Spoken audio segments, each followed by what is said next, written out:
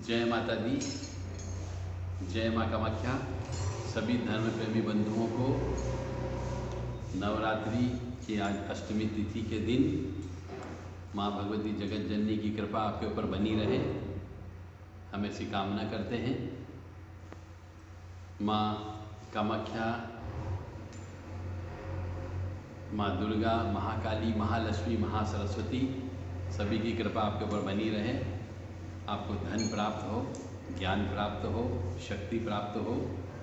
और मैं ये उम्मीद करता हूँ कि अधिकांशतः धर्म प्रेमी बंधुओं ने नवरात्रि अच्छे से मनाई होगी। कामाख्ये वरदे देवी नीलवर्धवासिनी तम देवी जगत माता योनि मुद्रे नमस्तुते। कामाख्ये काम संपन्ने कामेश्वरी हर प्रिये काम नाम देहि मैं नित्यम कामेश्वरी नमस्तुते। कामदे काम रूपस्ते सुभगे सुर सेविते करोमि दर्शन देव्यम सर्कामार्थ सिद्धयेत्। ओम महेशानी महामाये चामुंडे मुंडमालिनी आयु आरोग्य ऐश्वर्य देहि में देवी परमेश्वरी। ओम जयंती मंगला काली भद्रकाली कपालिनी दुर्गा क्षमा शिवा धात्री स्वाहा सदा नमोस्तुते। ओम सर्वमंगल मांगल्ये शिवे सर्वासाधिके शरण्ये त्र्यंबके गौरी नारायणी नमस्तुते। देवराधा ट्रस्ट की तरफ से सत्यवाणी की प्रस्तुति। आज हम आपको एक साधक मनुष्य के कुछ प्रश्न और उन प्रश्नों का हम आपको उत्तर देने जा रहे हैं। आपके सामने ये प्रश्न उत्तरी है। हो सकता है जो साधक हमसे प्रश्न कर रहे हैं ऐसे ही प्रश्न कई साधकों के होंगे, मैं ये मान के चलता हूँ। हो सकता है उन प्रश्नों का आपको कई दिनों से आप उस प्रश्न का उत्तर चाह रहे हो और आपको प्राप्त नहीं हुआ हो, या हुआ हो तो अधूरा प्रश्न प्राप्त हो सकता है, अधूरा उत्तर ज्ञान प्राप्त हो सकता है। हम कोशिश कर रहे हैं आपको उसका उत्तर दे करके संतुष्ट करने की कोशिश करेंगे धर्मानुसार, ताकि आप संतुष्ट हो सके और आगे की ज़िंदगी आप अच्छे से व्यतीत कर सके। कोई शंका नहीं होना चाहिए। और उसके बावजूद भी यदि हमारा ये वीडियो सुनने के बाद में आपके मन में और कोई प्रश्न उत्पन्न होता है तो हमें व्हाट्सएप के माध्यम से प्रश्न कर सकते हैं।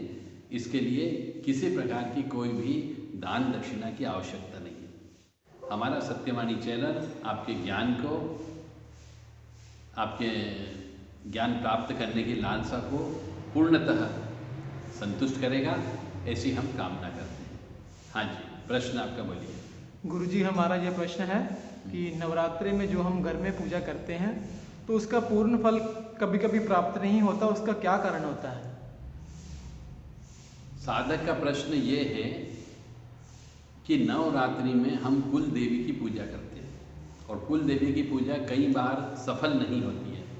तो कुल देवी की पूजा सफल नहीं होने के पीछे बहुत से कारण होते हैं। जैसे कि पहले तो ये कि कुल देवी का सही ज्ञान नहीं होना। तो कुल देवी का सही ज्ञान नहीं होने की वजह से आप हर किसी देवी को कुल देवी मानने लग जाते हो और फिर उसकी पूजा करने लगते हैं। तो कोई ज़रूरी नहीं कि वो पूजा उस कुल देवी तक पहुंच जाए जो आपके कुल की है, जो आपके वंश की है। अब वंश की कुल देवी पता करने के लिए आपको आपके पिताजी के पिताजी के पिताजी यानी दादा और परदादा कहाँ पर रहते थे, पहले ये पता करने की कोशिश करें। अगर आपको ये ज्ञान नहीं हो कि हमारे दादाजी कहाँ थे, परदादा कहाँ थे, गांव थे, परंतु गांव के अंदर खेती बाड़ी थी, वो बिक गई, क्योंकि पुराने ज़माने सब खेती पर ही डिपेंड हुआ करते थे। चाहे वो किसी भी धर्म का हो, किसी भी समाज का हो, वहाँ पहले सर्विस नहीं हुआ करती थी। पहले लोग बाग जो है नौकरी नहीं करते थे, क्योंकि नौकरी नहीं थी। तो सब खेती बाड़ी के ऊपर ही डिपेंड रहते थे। और जहाँ खेत होते थे पुराने ज़माने के, अपने दादा परदादा के, उन खेतों के आसपास ही कोई न कोई देवी देवता का स्थान होता था, उसे कुल देवी के रूप में जाना जाता है। अलग अलग नाम हो सकते हैं, फिर भी अगर आपको ये कुल देवी नहीं मालूम है तो हम आपको बिल्कुल सही रास्ता बता रहे हैं कि आपको जाना है गया जी। हमारे यहाँ का एक बहुत बड़ा तीर्थ है, प्रसिद्ध तीर्थ है, जिसको गया जी बोला जाता है, जहाँ पर कि पितरों को छोड़ने के लिए जाते हैं। पितरों की पूजा होती है, प्रेतों की पूजा होती है, और उनको वहाँ ले जा करके श्री हरि विष्णु जी के जो चरण हैं उन चरण पे उनको छोड़ दिया जाता है, ताकि ये मान लिया जाता है कि पितर अब हमारे घर में नहीं है, उनकी मुक्ति और मोक्ष का रास्ता खुल जाता है। तो गया जी आपको जाना है। गया जी जाने के बाद में आपको बताना है वहाँ के पंडों को, जो भी पंडा आपको मिलेगा, कि भैया मेरे दादाजी और परदादाजी इस शहर में, इस गांव में रहते थे, इस जिले के हैं, इस संभाग के हैं और इस स्टेट के हैं, मतलब राज्य के हैं। यदि आप मध्य प्रदेश के हैं तो मध्य प्रदेश का बता दीजिए, उत्तर प्रदेश का तो उत्तर प्रदेश का, बिहार का हो तो बिहार का। जिस जगह आपके परदादा रहते थे या दादा रहते थे, वहाँ पर आपकी कुल देवी देवता का स्थान अवश्य होगा। तो वहाँ जब आप ये बोलेंगे कि हम इस शहर के, इस गांव के हैं, हमारे दादा परदादा और हमारे दादा का नाम ये था और परदादा का नाम ये था, ये भी आपको पता करके ही जाना है, तो वो आप वहाँ पर एक खाता बही होती है, लेखा पुस्तक होती है। उस लेखा पुस्तक में ये लिखा हुआ रहता है कि आपके इस शहर में, इस गांव में ये व्यक्ति रहता था और इनके कुल देवी का नाम ये है। इस प्रकार से आप कुल देवी को प्राप्त कर सकते हो। और जब अभी कुल देवी का ज्ञान हो जाएगा आपको, तो निश्चित तौर से आप उनकी ही पूजा आपको करना, उस गांव में, उस शहर में जाकर के ही करना है। तो वहाँ पे निश्चित तौर से कोई न कोई मंदिर आपको मिलेगा या चबूतरा मिलेगा, वहाँ पे जाकर के आपको कुल देवी की पूजा करोगे तो आपके यहाँ पे सफल होगा। इसीलिए नवरात्रि में कई बार नवरात्रि सफल नहीं होती, उसके पीछे का कारण ये कि आपको कुल देवी का ज्ञान नहीं होता। तो एक तो गया जी जाकर के आप कुल देवी पता कर सकते हो दादा परदादा के नाम से, और शहर का नाम आपको बताना हुआ तो वहाँ पर रिकॉर्ड रखा हुआ है, लिखा हुआ है। एक आपको जाना, अगर वहाँ नहीं मिलता है, किसी वजह से आप वहाँ नहीं पहुँच पाते हो, तो आपको इलाहाबाद जाना है। और इलाहाबाद में त्रिवेणी संगम पे, जहाँ पर कि अस्थि विसर्जन का काम होता है, वहाँ पर जाकर के आपको बताना कि साहब मैं इस राज्य से आया हूँ और इस राज्य के भी इस जिले से आया हूँ और मेरे दादा परदादा का नाम ये है और वो इस शहर में रहते थे। तो वहाँ पर भी इलाहाबाद में भी कुछ खाता बही जैसी कुछ रजिस्टर रखे हुए हैं, उन रजिस्टर में एंट्री है दादा की परदादा के नाम की। क्योंकि पुराने ज़माने के जितने भी हमारे बुजुर्ग हुआ करते थे, ये 4 धाम की यात्रा करते थे और पैदल यात्रा होती थी। तो ये जहाँ जहाँ पर भी जाते थे, वहाँ पर अपने एंट्री करवाते थे कि साहब आज इस तारीख को, इस संवत में, इस वार के दिन, इस नक्षत्र के दिन ये व्यक्ति यहाँ पर आए और हमारे कुनबे में ये व्यक्ति हैं। तो वो कुनबे का नाम पता लग जाएगा, आपके दादा का, परदादा का, दादा के भाइयों का, आपके पिताजी के भाइयों का पूरा हिसाब उनके पास लिखा रहता है। उससे आपको आपकी कुल देवी का पता लग जाएगा। अब फिर उस कुल देवी की ही आपको पूजा करना है। अगर आपको ये भी पता नहीं लग पा रहा हो, नहीं जा पा रहे हो किसी वजह से, तो नियम ये बोलता है कि अधिकांशतः कुल देवी के रूप में काली माँ को स्थापित किया गया है। हमारे बड़े बुजुर्गों ने यही कहा कि जब कुल की रक्षा की बात आती है तो रक्षा करने के लिए काली माँ ही रहती है। तो यदि आप नहीं जा पा रहे हैं दोनों जगह और पता नहीं लग पा रहा है आपको दादा का नाम, परदादा का नाम, तो आप वहाँ जा कर के आप काली माँ की पूजा करें। और काली माँ की पूजा करें तो ओम कुल देवेभ्यो नमः और काली माँ की पूजा करें। काली माँ के साथ में भैरव जी भी रहते हैं, उन भैरव जी की भी आप पूजा करें तो आपको कुल देवी का पता हो जाएगा, कुल देवता का भी पता हो जाएगा। और जब दोनों को पता हो जाएगा, अब आप उनकी पूजा करोगे तो निश्चित तौर से आपकी ज़िंदगी में खुशियाँ अवश्य आएंगी। आप किसी तांत्रिक के चक्कर में मत फंसो, किसी ज्योतिषी के चक्कर में मत फंसो, क्योंकि इनके पास ये ज्ञान नहीं होता है। कोई भी तांत्रिक हो, चाहे अघोरी हो, ओगड़ हो, उसके पास ये ज्ञान नहीं होता कि वो आपकी कुलदेवी का नाम बता सके। क्योंकि शक्तियाँ सब एक जैसी ही होती। किसी के मान लो शरीर में पवन भी आती है तो वो भी कहेगी तू अपने गांव में, दादा परदादा के गांव में जा, वहाँ कोई बड़े बुजुर्ग हो तो उनसे पूछ, तो वो बता देंगे कि तेरी कुलदेवी है। उनको भी नहीं मालूम है, क्योंकि वो भी रूह है, एक तरीके से ये कह लीजिए सिद्ध प्रेत है। तो सिद्ध प्रेत को भी मालूम नहीं होता है कि आपकी कुल देवी देवता कौन है। इसलिए आपको इन 2 जगह जाना, या तो इलाहाबाद चले जाइए या गया जी चले जाइए। दादा परदादा का नाम आपको बताना है, शहर का नाम बताना तो पता लग जाएगा। अन्यथा आप काली माँ की पूजा आप करें, क्योंकि अधिकांशतः काली माँ ही कुल देवी के रूप में पूजी जाती रही, चाहे वो ब्राह्मण हो तो भी, और महाजन हो, वैश्य हो तो भी, और यदि आप क्षुद्र किस्म के उसमें आते हैं तो भी आपके कुल देवी देवता अवश्य होते हैं। कुछ मनुष्यों ने वर्तमान अवस्था में अपना सरनेम बदल लिया, नाम बदल लिया, कई लोगों ने अपनी गोत्र बदल ली, और कुछ लोग जो है वो अपना ओरिजिनल सरनेम न लगाने के बजाय कोई शर्मा लगाने लगा, कोई गौतम लगाने लगा, कुछ भी लगाने लगे, चाहे वो दूसरे सरनेम उनके चलते थे परंतु फिर भी वो लगाने लगे। तो आजकल ये इसकी वजह से भी कुल देवी देवता का पता नहीं चल पाता है। और कष्ट पे कष्ट आते हैं। और कुल देवी यदि प्रसन्न नहीं होती है तो विवाह रुक जाते हैं। कुल देवी प्रसन्न नहीं होती है तो बच्चे पैदा होना बंद हो जाते हैं, वंश वृद्धि रुक जाती है। इसलिए कुल देवी की पूजा करना अत्यंत आवश्यक है। और कुल देवी की पूजा जो है नवमी के दिन या फिर अष्टमी के दिन करना चाहिए, ताकि कुल देवी की पूजा स्वीकार होगी। और कुल देवी की पूजा के लिए जो एक विशेष मंत्र चलता है, ओम ऐं ह्रीं क्लीं चामुंडाय विचे, ये कॉमन मंत्र है, हर कुल देवी का एक ही मंत्र है। आपको इस मंत्र का ज़्यादा से ज़्यादा जप करना है, ज़्यादा से ज़्यादा हवन करना है, तो निश्चित तौर से आपकी कुल देवी सपने में आकर के भी आपको बता सकती है और आपको इस चीज़ का ज्ञान मिल सकता है। और यदि आपके बच्चे लोग विदेश चले गए हों और वो भी उनको भी कुल देवी के बारे में अवश्य बताइए, ताकि साल 2 साल में एक बार आकर के वो कुल देवी की पूजा कर सकें। यदि विदेश जाने के बाद वहीं पर सेटल हो गए हो तो आप ये मान के चले तो उनका वंश वृद्धि होना बंद हो जाएगी। एक समय के बाद में उनके यहाँ पे बच्चे उत्पन्न नहीं होंगे, या फिर बच्चे उत्पन्न तो होंगे परंतु लड़कियाँ ही लड़कियाँ उत्पन्न होंगी। यदि कुल देवी देवता का शाप होता है तो फिर वहाँ पे वंश वृद्धि खत्म हो जाती है। और उसी वजह से हमारे हिंदू सनातन धर्म में आज की तारीख में जो मनुष्यों के यहाँ पे कष्ट है, दूसरे समाज में कष्ट नहीं है, दूसरे धर्म में कष्ट नहीं है, हिंदुओं में सबसे ज़्यादा कष्ट है कि साहब विवाह नहीं हो रहे, 30-30, 35-35 साल के हो गए, उसके बाद विवाह हो रहे, तो उसके बाद बच्चे भी पैदा नहीं होते।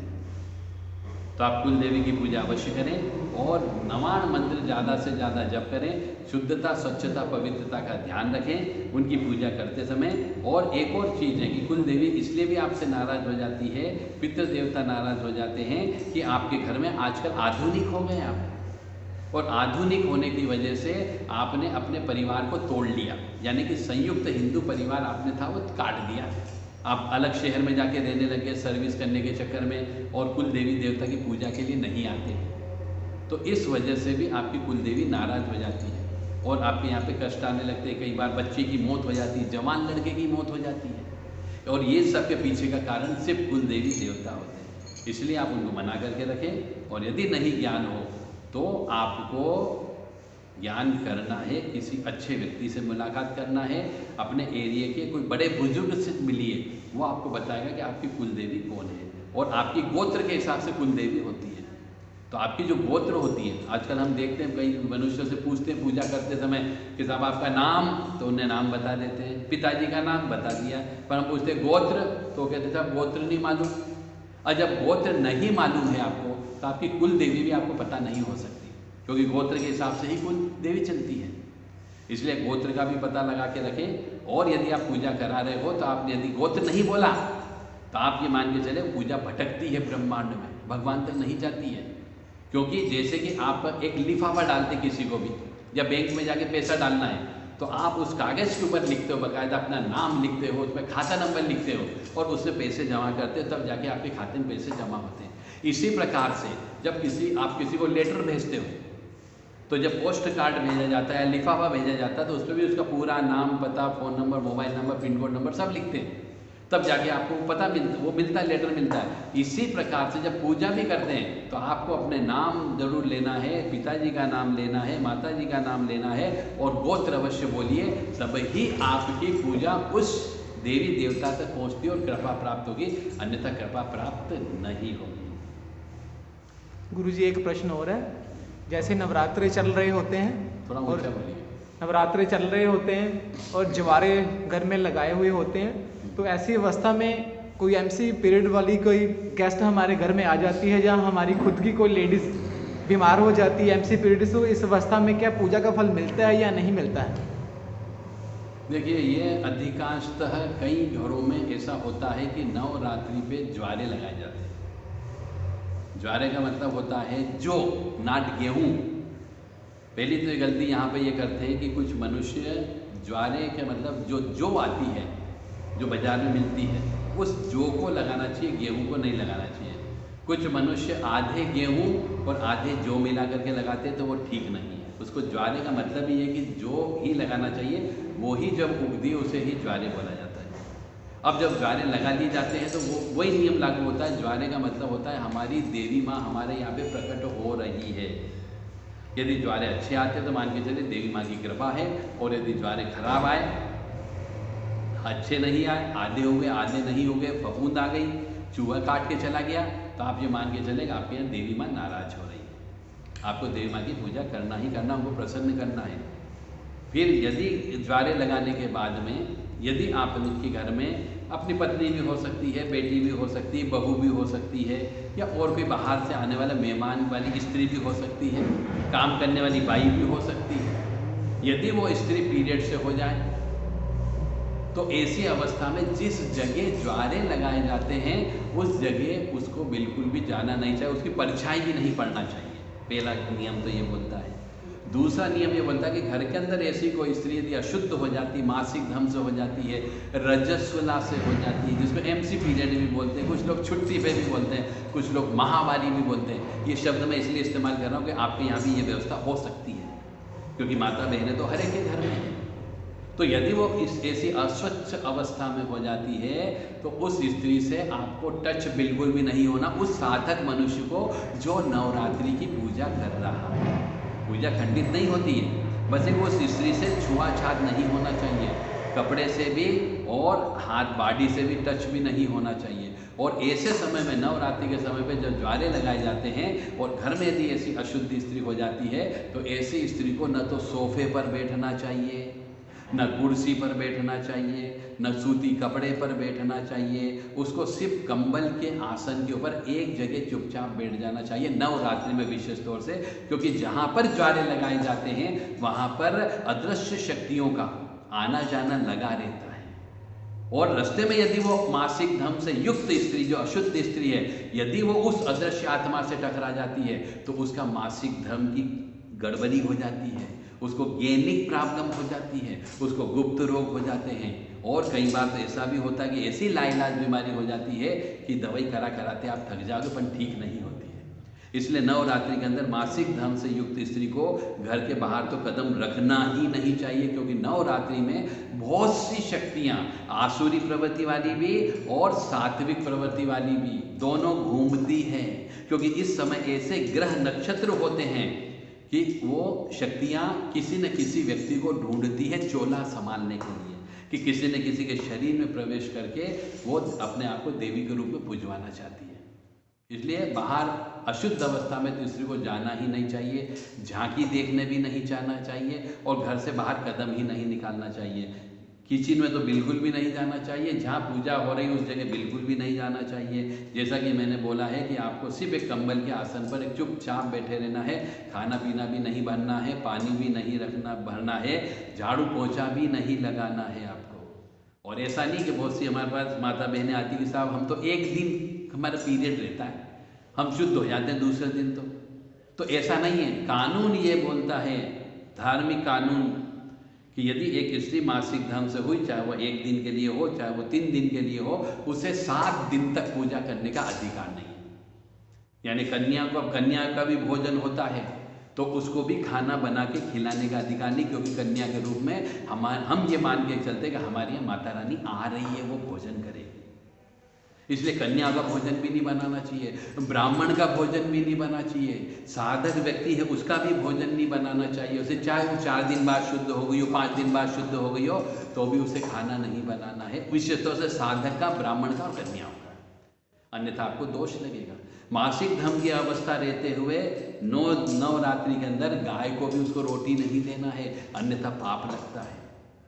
इसलिए यदि घर में मासिक धर्म से युक्त स्त्री हो जाए और ज्वारे आपने रखे हो तो उससे बोल दो कि भाई तुम्हें चुपचाप बैठना है, 5-7 दिन आपकी सेवा हम करेंगे या करवाएंगे। इधर उधर घूमना नहीं है, शाम के वक्त में दहलीज पर बिल्कुल भी नहीं बैठना है।